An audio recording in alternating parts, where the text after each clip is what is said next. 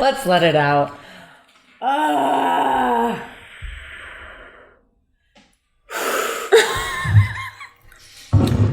Fucking hell.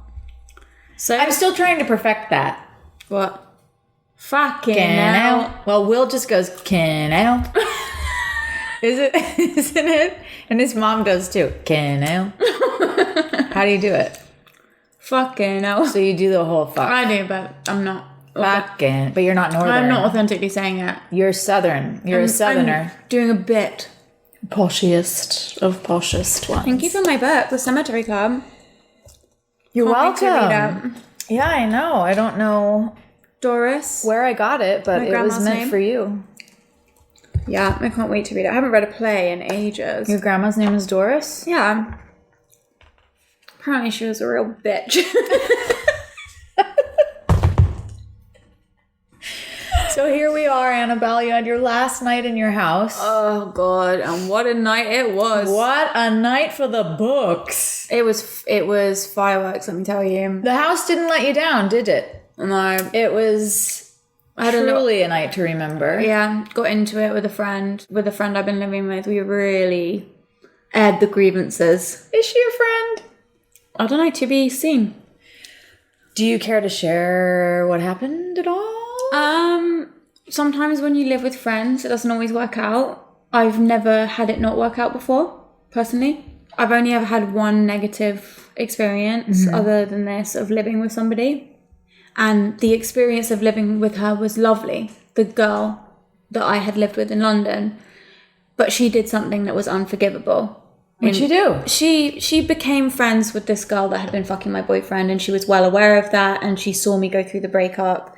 Yet she still made a point to make this girl one of her best friends in London. She'd moved from Australia. For me, I was just like, really, bitch? I'm not gonna fuck. One night she posted a picture of her on Instagram being like, sunset walks in Notting Hill with this one. I was like, oh, honey, you're trying to be homeless right now. Yeah, that's... I texted her and I said, I saw your Instagram post, you got a month. Yeah. Good luck. She was like, I hope we can just agree to disagree. Sure, we can agree to disagree. Disagree about what? I don't know, morals, boundaries. Ethics, respect. Anyway, so I don't talk to her anymore. She reached out to me again, but it's just like, when someone shows you who they are, Believe it. believe it. So, Red flags, baby. you know, I had a great time living with that girl. That's what made it go wrong. So Right. actually, I've never actually had a bad time living with somebody. I think this was a case of this person that I've been living with lately is going through her own grief. You know, she lost Max as well. And she is at a turning point in her life and she's got a lot of shit going on. And I think that I have boundaries and I have things that are acceptable for me in my house, and she didn't like it. And that's, with all due respect, not my problem. It's my house. So if you don't like something I'm doing in my house, feel free to leave my house. And as a subletter, that's kind of how it works, you know? It's this isn't your house. You're renting from me and I want you to feel comfortable. But if I don't want smoking in the house, I don't want smoking in the house. If I don't want strangers in my studio, I don't want strangers in my studio. So those were my two rules, by the way. So obviously That was it? yeah, I'm a real tyrant. Very tyrannical. Real bitch. Yeah, real cunt. Wait, that was it? Yeah, I mean, listen, it's obviously everyone has their Who things. smokes in a house anyway? That's psycho. I mean, it's at the 80s. Fucking, who's smoking anyway?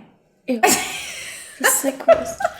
Honestly, smoking inside is psychotic. No, it's so weird. Who even does that? Ugh. My dad had this girlfriend, Renee, and she was... Renee. Oh, God, she was... Shout out to all our listeners named Renee.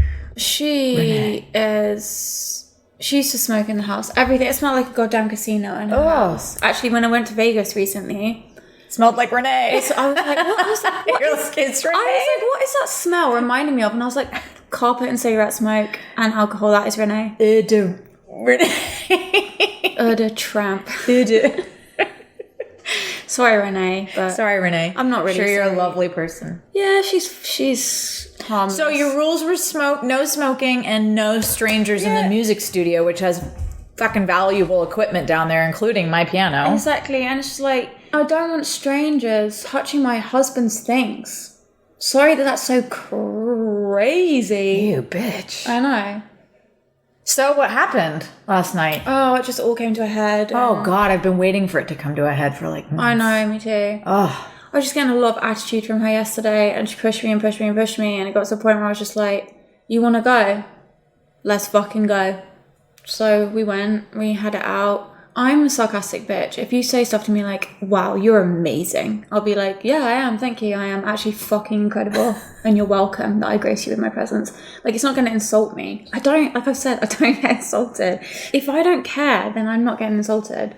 I just said everything that I've always wanted to say. And Lucy, one thing about me is that if I'm going to say it behind your back, I'm going to say it to your face. As I said to you earlier, I've had enough experiences in my life. I'm old enough and ugly enough to know that news travels real quick. So if you aren't going to say something to somebody's face, don't fucking say it behind their back. Mm-hmm.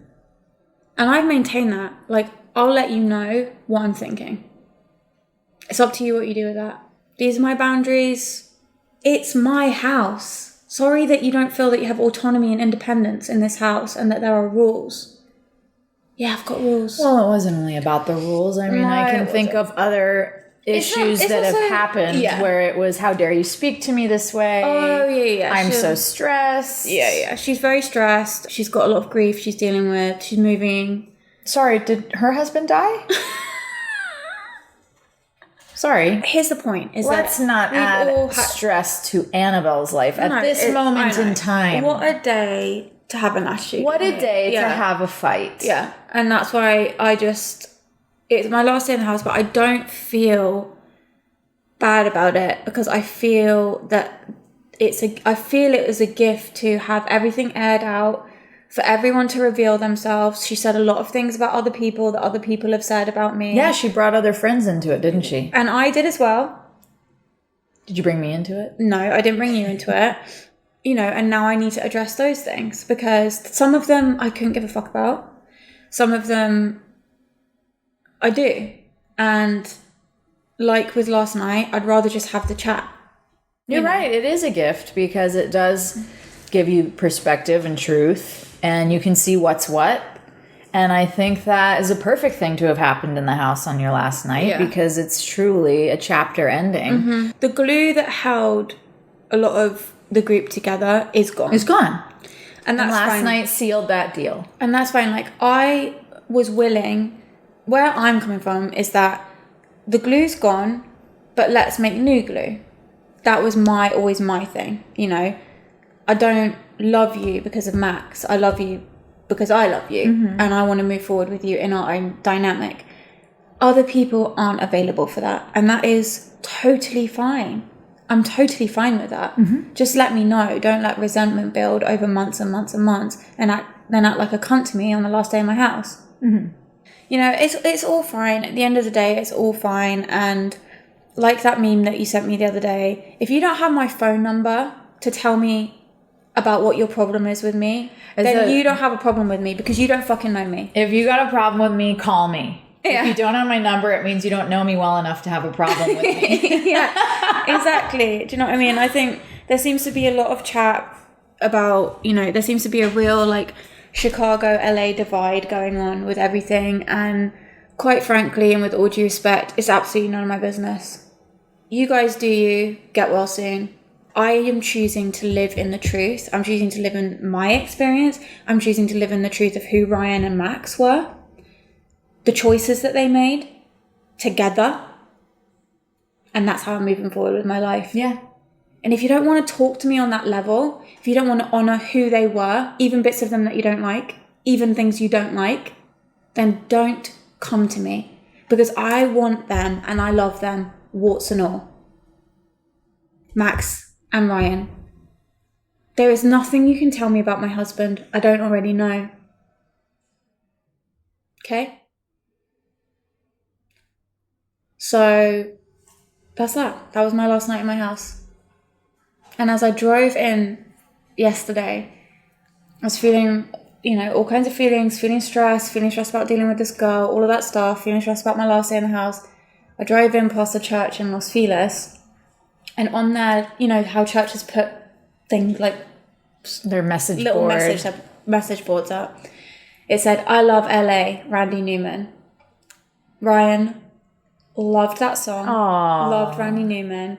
I've never seen anything like that on a church board before. Wow. So I pulled over, I put the song on. It had me laughing. All the lyrics were about like driving fast in your convertible, playing the Beach Boys, like the women here are so sexy, like all that kind of stuff. And it just made me laugh, and it just made me feel supported. Yeah. You know, like we were saying about messages and all that. Yeah. And that's perfect. Yeah. He's always making you laugh, isn't he? And again, it's through music. It's always through music, and it's always that was cheerful. Yeah, that was a big part of our bond was that we laughed a lot together. Mm-hmm. And he keeps making me laugh. Oh, good.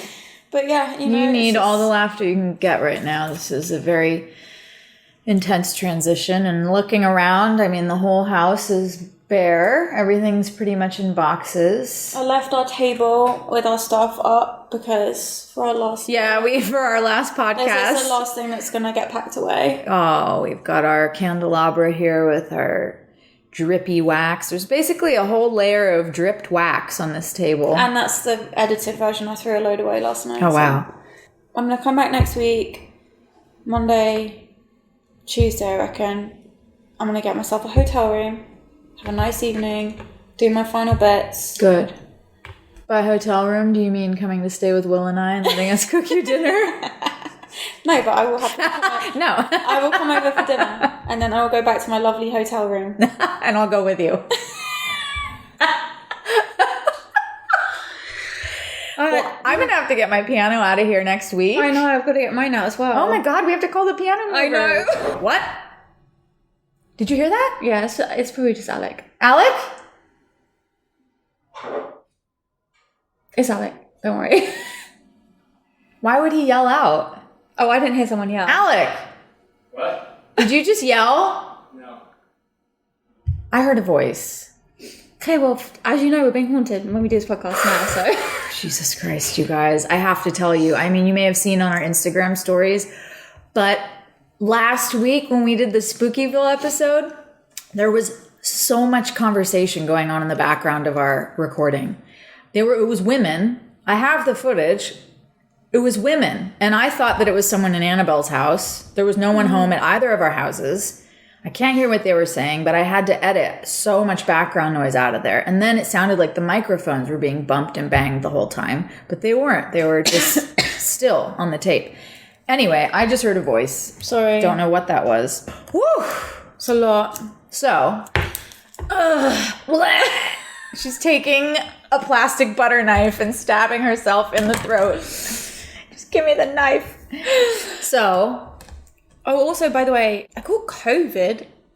Are we ready to talk about this? I mean, I'm fine now, but...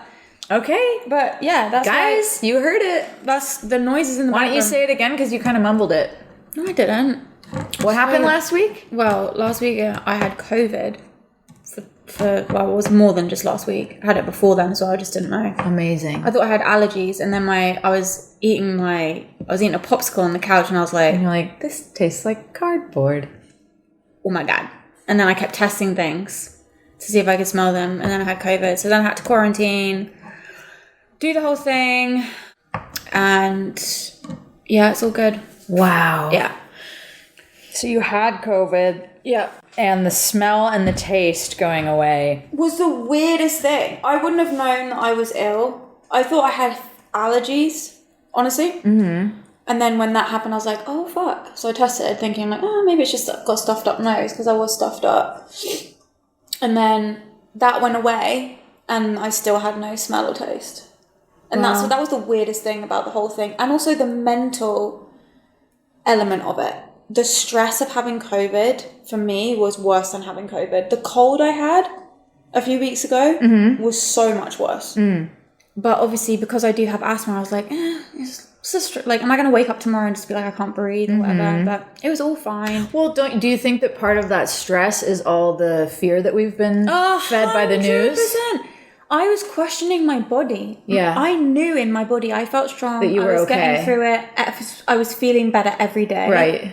But all of that shit was in my head and I was questioning my own literal physical feelings of healing were being questioned by all the shit in my mind. That's powerful. And Wow. it gave me so much anxiety towards the 2 days before I came out of my, whatever you call it, isolation. And I started having massive panic attacks. And it was about everything. It was about... Yeah, I mean, it came at the craziest time. I was meant to move house last week. Yeah. Harrison was going to college. Lauren was going back to high school. My sister's husband works in hospitals, all those things. So the timing couldn't have been worse. Yeah. And I was already so stressed and already struggling. And then to be in isolation for all that time when I was mentally really struggling with my grief was really fucking hard. Like, you had your kitty. Really, yeah, my cat was coming in. Your cat was glued to you. Yeah, he was. He's so cute. So that was fucking mental, honestly. The mental side of it was worse for me than the physical side of it. I also think that nobody else around me got it. I know, that's what I was just going to say. Well, everyone around me is vaccinated. And if I had had... No, that's not true. Will's not vaccinated. Okay. I'm half vaccinated, but that doesn't count for anything. Here's the thing. I honestly believe, first thing, if I'd had any milder symptoms, I wouldn't have had symptoms. Right. I wouldn't have even known I was sick. So I was very mild. But also, my grief has been so fucking bad. My stress has been so insane. Moving out of this house, all of that stuff has been so fucking stressful. I've been crying every day, which I haven't done for a long time. I'm in so much pain. I've realised now, as a result of that day of having those panic attacks, the next day I woke up and I had a huge exorcism, as I told you. Mm-hmm. And I realised that I have so much PTSD from the day of the crash that I haven't dealt with because it didn't have space to come up yet. No. And I didn't remember all of it. And now that the space is there, memories from that day are starting to come up. And what I'm realising is that the reason I felt at an impasse with my grief is because, as you know, up until this point, I've been very instinctively feeling my way through this. I've been following my instincts. I've been knowing what to do, knowing how to take care of myself. And for the last month, I haven't known what to do. I haven't known what to say, how to feel, how to act, how to take care of myself. All of my old things haven't been working. And I haven't known why. So in a way, the COVID was good because it brought me to my fucking knees mentally. And I had to go and isolate in a room. And the demons came out. And once I was out of that room, once everybody left, they were taking the kids to college, all of that kind of thing, and I was at my house alone, I was able to feel my feelings. Oh, yeah, I was on the phone with you one day. You said everybody's leaving so I can go out in the house. Yeah, I'm going to go out in the house, and I just started having a panic attack again. And I'm like, for fuck's sake, I haven't had panic attacks since I started therapy. So I used to suffer with really bad anxiety and depression, and I don't anymore. People think that they're stuck with that shit for life. You're not. No. And I said this to one of our listeners. Anxiety isn't a pathological disorder. Your body remembers living without anxiety. Your cells, your muscles, your brain remember life without anxiety. It's about bringing yourself back to that place and reminding your body and jump-starting it back. People take the physical side of anxiety out of the picture. It's a very physical experience. That's why we have panic attacks, which make us not be able to move or breathe or see or stand. That's your body's way of telling you something's wrong. You need to face something. Is the way you're living wrong? Are you eating the wrong food? Are you watching the wrong things? Are you in a bad relationship? Do you need to move from your parents' house? Like all of these things. Anxiety is your body's way of telling you something's not right.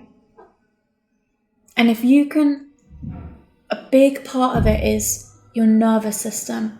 I'm so dumb. You know how I have my dumb moments. Like, I didn't realize that when people say like, oh, I'm feeling nervy or I'm nervous, that is literally your nervous system. Have you ever seen the nervous system? Yeah. It looks like coral in your body. Mm-hmm.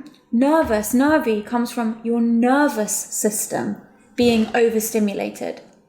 There are so many ways you can calm your nervous system. Oh, what are they? Can we talk about them? Yeah, vitamin B complex. Yeah. Game changer for me. Game changer. Massage, stretching, breathing exercises, taking in sun, relaxing, resting. So I knew last week when I had 3 days of constant panic attacks for the first time in 8 years, I could feel, okay, I don't like this. This is scary. Doesn't feel good. But I know what to do. I've done this before. So I was eating extra calories to keep my blood sugar right. I was taking extra vitamin B complex to try and just chill my nerves out. I was taking slow walks in the evening. I was doing breathing. It's just physically just bring the body down. And then you bring that body down, you make things calm. You get to a place where you can think. And you think, okay, what's at the root of this? You're not necessarily going to find out day one when you sit down. But if you journal and you chat and you think about it, it will start to flow. And that's what happened for me. And it all came out. So you're saying getting the body calm first then allows you to deal with what's going on. I believe so. Yeah. So for me, when I had my nervy bee all those years ago, and this past week was a real test of that as well, because it was the same feelings. But now I had a choice. Am I going to get scared about this and go, oh my God, I'm having a nervous breakdown? Or am I going to use the tools I learned back then? So I thought, okay, first things first, I'm going to calm my body down. I went and got a massage once I was allowed out of quarantine. And it was crazy. My feet were so sensitive, like hard to even touch. My feet are so sensitive. They're so sensitive. I can't even get a pedicure. Is that a thing? Is that because of something? It's your feet. So you have this muscle system in your body called your fascia, which goes under your feet all the way up, like over your whole back to here. Okay. And if that shit's tight, it hurts your feet, it hurts your back, it hurts your neck. Wow. So one of the ways to get your feet to hurt less is by making sure that your calf muscles aren't overly tight. And when they were doing the sides of my calves and thighs and the side of my arm on my left side, it was so painful. It was like, made me feel sick. Right side was completely fine.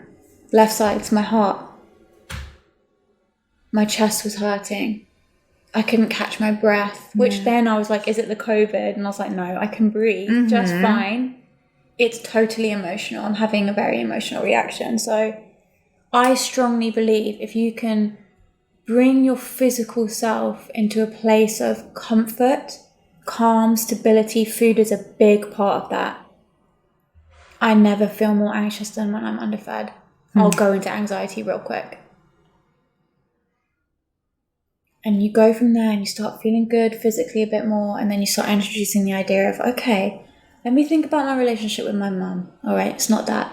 How am I with my boyfriend? Okay. And you start going through things, and as soon enough, you'll find what the little thing is that when your body's feeling good, when I think about that, my heart's going. And you can figure it out. Anxiety is 100% reversible. I am living workable. 100%. It's workable. Yeah. There are also other little things that you can do to help yourself, like just little things, like, you know how people say, my anxiety?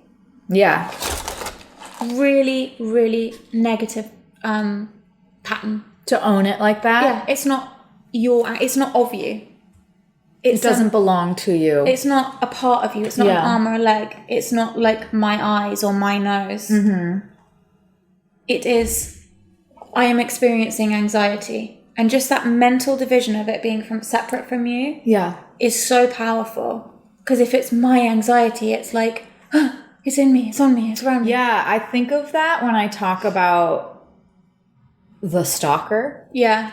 I, in the past, have called it my stalker. Yeah. And every time I do, that hits me wrong. Yeah. I think, don't own that. You don't own that. That's not yours. No, his shit's got jack shit to do with you. Exactly. He's not your anything. No. But how often do we do that? We do that 100%. Constantly. We claim things we've got no business claiming. Everything that comes out of our mouth is personal and a claim. And it's not. Detach yourself from everything around you. My old music teacher used to say, I slept in today. I stayed in the bed until like 8 a.m. He would always call it the bed. And I always think, that's so interesting. He's not, most people say my bed. Yeah. I stayed in my bed. One thing that Jeff told me, my therapist, he loves energy and woo-woo and all this stuff. So that's the path that he's on now, which I love, obviously, because I'm obsessed with all that. He said to me, when you go to the hotel in Vegas, make sure you cleanse the room, He's like, be really mindful of the energy. And he said, it's also really good to like bang on the bed. Fucking stir that energy up, get it out, claim the room. He's like, think about all the people that sleep in that bed. I know, hotel rooms all freak of me their out. energy. And I was like, I have never even considered that, but wow, that's so smart. So and then he smart. said to me, there's a lot of cultures where the bed is the bed, and we cleanse it morning and night. Because it's full of little cuties. It's full of all kinds of little things in there. Jujubes. Yeah, think about it. The house. Yeah. We claim our house. We claim our car. We claim our... Well, then it goes to another level where you're like, the sister. Well, that's different. Your sister I know. is your, like, you know, that's a different thing. That's But an for sure, emotional... The house is a good one because, The house. you know, that's been a big thing for me is going, okay, Ryan and Max are not in the walls of the house. Right. Yeah, exactly. To claim something as that's the ego claiming it. So there's a family moving in here. The woman is a widow. She has 2 children who are musicians who are going to be moving into the studio. Perfect. She's from the United Kingdom. Oh, wow. So when I found out that they were moving in, I felt so happy. And I've been thinking about it and excitedly preparing for them to move in. Oh. Do you want this? Shall I leave this for you? Will the kids want this in the studio? I'm going to leave them all the studio lights and the sound. Oh, that's do all of that nice. stuff. The son's coming here first. I'm leaving all little bits for him in the kitchen so he has stuff to cook. And that has changed the whole dynamic for me because I'm excitedly preparing for the house's new chapter. Yeah. With a family that I believe deserve to have a beautiful time here as I have. And that's felt so nice. Yeah, that's much different than just some yucky ducky coming off the street, some yucky taking the house. hipster who's just going to smoke inside. But anyway, that is where I'm at. And yeah, the ego wants to claim everything for itself. Yeah. If we can separate from that and step away from having to claim things in this life, we're free. God, we're weighed down. Feel good. We're weighed down by everything that's mine, labeled as mine. Even as I've been packing these boxes, I'm just like, I don't want any of this.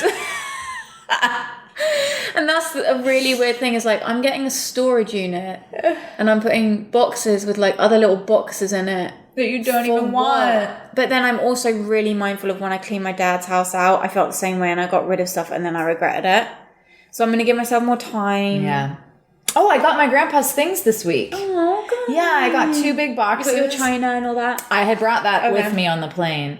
But this was books. It, again, was an emotional process to sit there and open up the boxes. And I put on music and just took my time. And I cleaned everything. You know, I dusted everything down. Loved everything. I loved everything. I marveled at everything. And then I created a shelf. Nice. For just all his things. And Nice. so how's that process been in this house with Ryan's things? I know that since he died, you've spent time in his closet. Sometimes you'll have like a deep moment of grief where you'll sit with a piece of his clothing. A deep moment of grief with a jacket. Or his shoes were a thing for you. I pulled them out of the closet and I was like, I can't. How's that going now that it's time to pack them? They've come with me. So you're not going through his stuff and cleaning and I've gone through things rid and of anything? I've donated things to charity, I've sent things to family, I've put things aside for family. But there are things that I have felt like could be really helpful to people in at charitable shops and all that kind of thing. Yeah. So those things I've donated. Anything that has spoken to me of like, oh, I think this person would like this, I've kept by.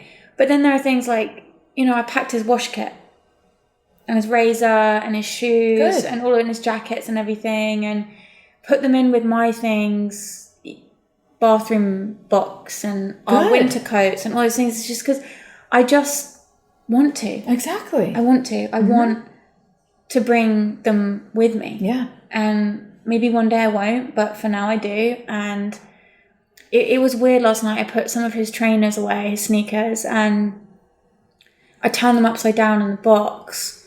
And they had all these little berries with seeds in, smushed into That he'd stepped on in our old apartment complex. Oh. And I thought to myself, it's so strange that these little seeds are still in his shoes. But he's not here. But these little seeds are. And I think about things like that a lot when I'm going through stuff. You know, I've got his backpack right here. It's been here the whole time. He has his name on it. Yeah, and his Illinois flag. Let me see this thing. It's quite heavy. It's got 2 laptops in it. So, he had this backpack at the time that he died? Yeah, this is his work backpack. This was like what he would have with him every day? Yeah. Is it okay that I'm touching it? Yeah, of course. Needs a bit of a dust. What did he have in here? Can we take a peek? He's got his mouse, his pens, his journal, his hypnosis book, his other patches, his 2 laptops for work, paper. That's a lovely note that I wrote him. Ryan, I love you so much. No one has ever made me laugh or smile more. Always yours, A. That was January 2019. He just kept it in his backpack. Ooh, he's got some credit cards in here. Let's go shopping. No, you see, because I pay those bills now. Yeah. Can't get rid of debt when you move on luckily, from this life. Ryan didn't have any debt. He was very, very good. He was very responsible that way. He was, thank God. Wow. Else had to be. So you're taking his backpack. Yeah, it's just like, what am I don't know what to do with that. I'll put it in with all the other bits. Yeah, you take it with you, and you know, just moving forward with him around you and in your heart, and not leaving anything behind. He'll be wherever I am. This house served its purpose. It absolutely, every step of the way has served its purpose. Yeah. For many people. It's given many people a place to land. Yeah. It's given many people a place to create. Yeah. You know, I've fed a lot of people. Yeah. Fed me many a night. You know, a lot of people have fed me in Mostly here pasta. And, you know, loved me, and I've loved them, and I've got memories for a lifetime in this house. Yeah. Even though Ryan and Max were only here for a short time, it feels like they've been here the whole time. It does. It really does, doesn't it? Yes. Do you want to see the tarot card that I pulled this morning? Yeah. So this morning I pulled the Fool, which is a card that I get a lot, but today, especially of all days, the Fool is a card of new beginnings, opportunity, and potential. Just like the young man, you are at the outset of your journey, standing at the cliff's edge and about to take your first step into the unknown. Even though you don't know exactly where you are going, you're being called to commit yourself and follow your heart, no matter how crazy this leap of faith might seem to you. Now is a time when you need to trust where the universe is taking you. As you undertake this new journey, the Fool encourages you to have an open, curious mind and a sense of excitement. Throw caution to the wind and be ready to embrace the unknown, leaving behind any fear, worry, or anxiety about what may or may not happen. This is about new experiences, personal growth, development, and adventure. Speaking of which... Let's take this shit on the road, baby. Speaking of which, you and I are in the middle of a shitstorm being offered our own show. I know. We are. And we're having a look. We had a spicy moment about it this morning. Yeah. Because there is definitely an element of it that is about our dads, which is hard for you. Well, there could be. I mean, the original concept for the show was taking the pod on the road and basing it on from the desk of. Yeah. First Annabel news and then Lucy news. We've shared a couple things in the last couple weeks about, you know, the Aaron Carter show in Las Vegas or a haunted hotel up in some town. Yeah. So many places around the world, really, that we both would love to visit and share with our listeners. That was the original concept for the show. And I'm very disheartened when a team comes back and just makes it about our dads and says that their show concept is about us talking about being rock star daughters, which I understand is a part of who we are. And that's great. And I don't mind it being a part of the conversation. But we're so much more than that. And to base an entire show around talking about that, to me, is insanely boring. It is so boring. Not just for us, but I also think, like, why would anyone wish to watch this? Who cares? I mean, people care a bit, and sure, it's always going to be, it's who we are. It is the truth of who we are. It's a part of who we are. It's a part of who we are. I mean, I have another dad too. Like, my stepdad is an incredible man with an incredible life. Why aren't I talking about him? Well, because he's not a rock star. But that's my point, is like, it's a sliver of who we are. Look, listen, just don't show off because you got like 3 dads, right? Sorry. What did you say to me? I said, your dad is dead and my dad is dead to me. It's the name of our TV show.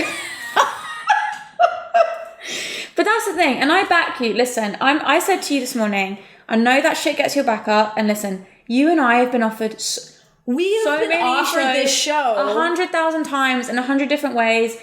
Flop the Cradle was exactly that. It was. And don't you want to see us with our titties out and red lipstick showing you a castle in the countryside?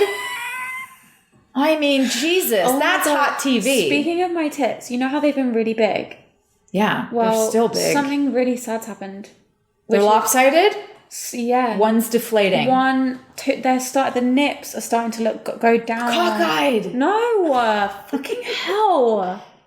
They start to finally like go down a little bit. Why? Because they're tired titties. They're big and they just keep getting big and then small and big and then small. So now my nips have gone, whoo. Let me see.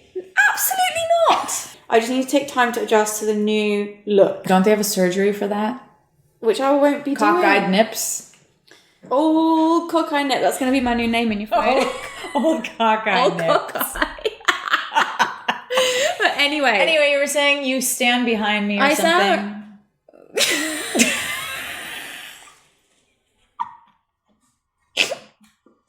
What do you stand behind me for? I said I will back you 100% of the way. You don't have a relationship with your dad, so how are you going to talk about your dad? It's the last thing I want to talk about. So I'll talk about my dad all day until I don't want to talk about it anymore. I'll tell you all kinds of things. I told you fuck that lady at Sandals. I'll tell you all kinds of things about my dad. Good. So I'll go off and show the viewers, the museum in town, and you'll go off and talk to some Monkeys fan who has a shrine in her basement. We'll both talk to everyone, but you will not be telling cozy stories about your dad. Like, listen, let me tell you this. We did a magazine interview recently. We do magazine interviews all the time. We did something recently where they were like, can you tell us a Christmas story about your dad? I'm like, yeah, how he forgot Christmas every year? Are you fucking joking? How I haven't Are you heard from him on Christmas in 5 years? We'd love to see a picture of you and your dad riding together. Let me go just Photoshop it real quick. Okay, well, you're going to have to fucking draw that yourself because it doesn't exist. This is the thing. It's people don't understand. So let's focus on what the truth is. As I was saying earlier, let's live in the truth about who everyone is and where we all are. Right. And here's why people come at me about a show idea having to do with who my dad is over and over again is because I don't share the truth. Yeah. Well, they're going to have a rude awakening when they make a new show with us. Listen, if you want to make a show about who my father is, get ready. Oh my God, you guys, you literally don't. You can imagine how excited I am right now. Knock yourselves out. I've heard there's a lady with a Davy Jones shrine in her basement, and I want to go and see it on TV. I want to sit with her, have dinner with her. I want to cuddle her. Yeah, I'll be there. I'd love that. I think it would be great. I would like to go to all kinds of places and talk to all kinds of people. Cuddle her. She'd probably stab you. No, she'll just pluck a single one of my hairs. She's going to be smelling you. Clone me. Probably touch my face. Well, you look exactly like your dad, what I'm saying. So she's going to want to have sex with you. Okay. We've had such an interesting 24 hours. We've had an interesting life. We've already had an argument today. Yeah, we already got in a fight. Yeah, because you came up here and you were like... Okay, listen, because my manager's like, you guys need to put yourselves on camera. You need to, create a script and, go downtown and eat on camera for this pitch for network. They want to see you guys together doing something fun. And you were honest, and you said, and I go, I'm sorry, Annabelle's hectically moving her house. It's not, no. And he was like, well, then just film that. So I came in here with all these camera shot ideas, and Annabelle's like, no, hold the camera yourself, and then turn it on me. It'll be more authentic. And I'm going, listen, bitch, this isn't about authenticity, all right? We're creating a pitch. It's a buzz reel. It's got to be hot. Okay. And I walk in and I say... You literally sound like a sound bite from I say, we have to talk. We have to create something. And what did you say? I said, I'm not going to have a fake conversation with you. I'm not going to have a fake conversation. And I said, Because we don't need to, Lucy. neither am I. The truth. And then I accidentally said, for your TV show. That's right. Yeah.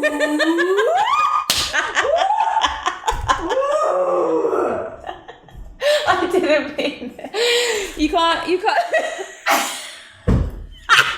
She's just trying to flip the couch.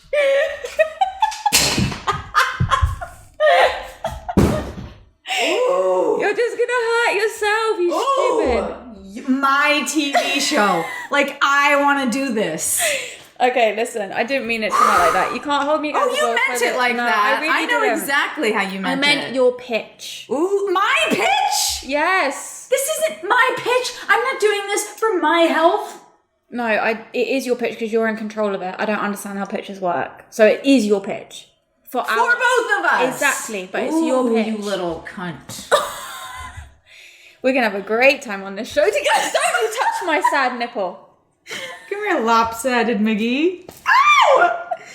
Mine are fake. I can't even feel You're that. not fake. Oh my God.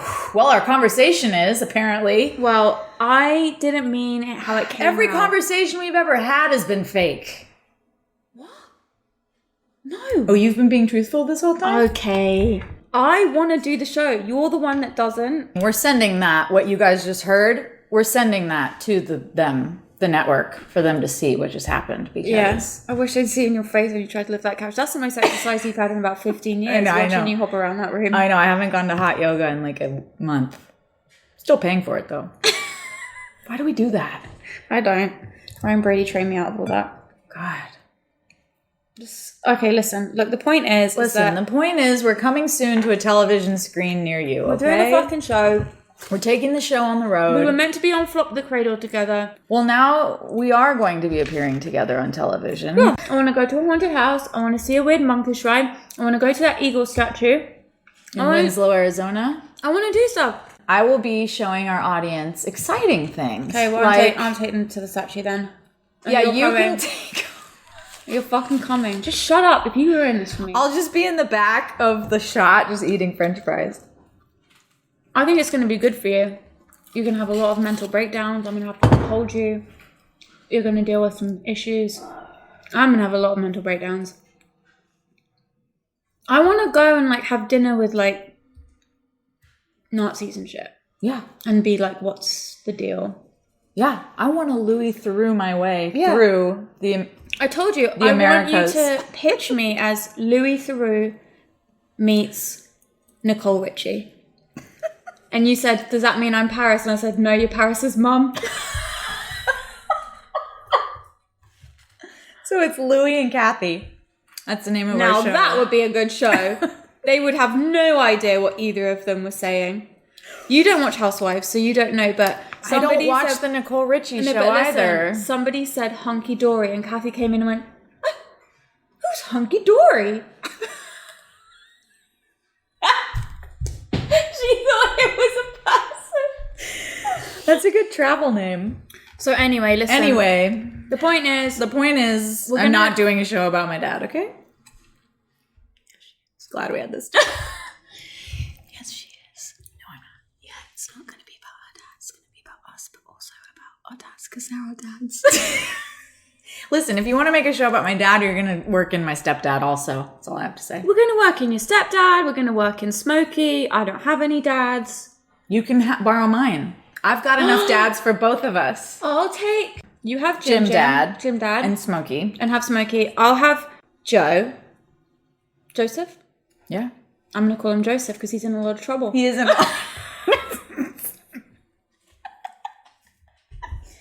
There's enough dads to go around. Great. Okay. Yeah, we have listener comments. Okay, let's do it. Okay. And we didn't do desk op, sorry. We'll get back We to don't desk have op any next news week. this week. There's absolutely... I didn't even... If you want news, it's that... If you it's want everything news, you just heard. everything you just heard is news. All right, so... Yeah. Last week we did our Spookyville episode. Yeah. Okay, so people had a lot to say. I had to cut these listener comments down because you guys wrote in with so much to say, which thank you. We love reading it. And we are going to post them on our stories.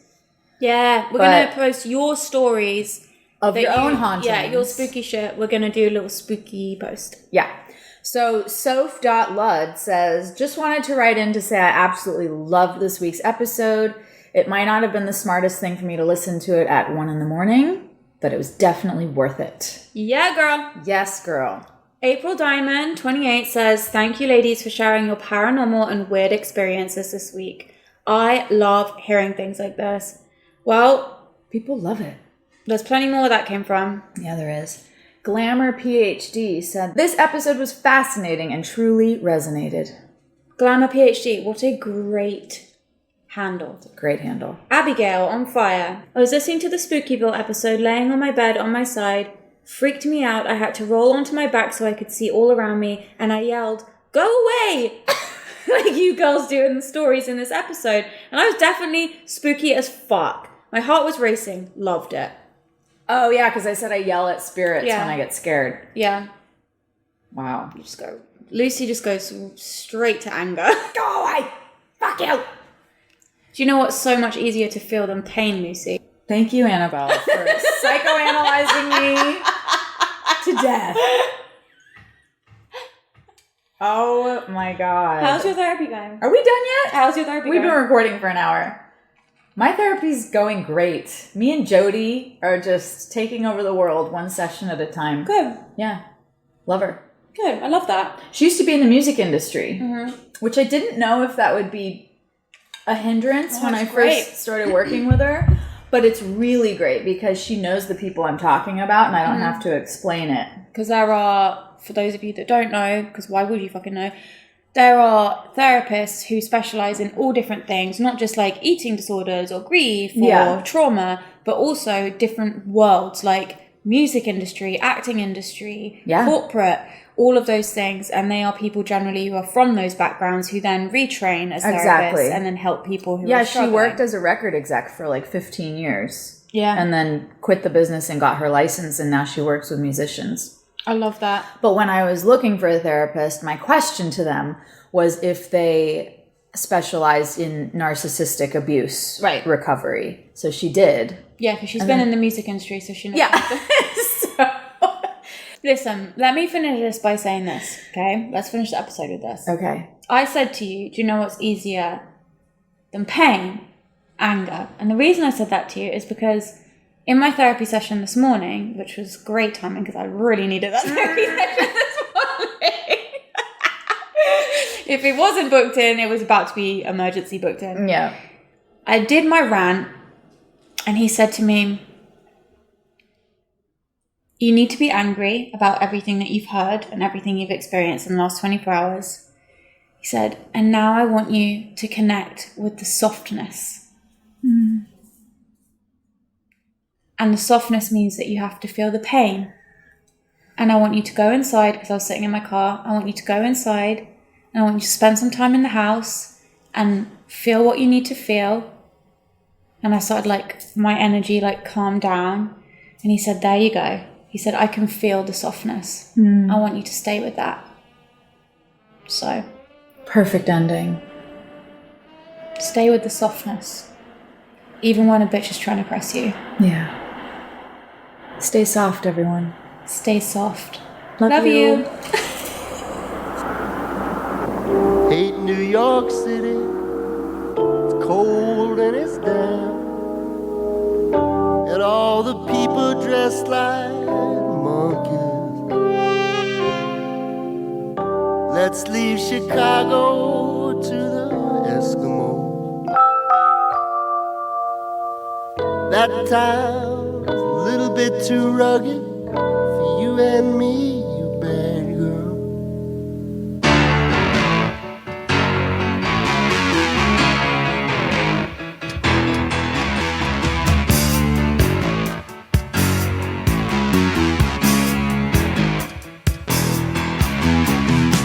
Rolling down Imperial Highway, the big nasty redhead at my side. Santa Ana winds blowing hot from the north. We were born to ride.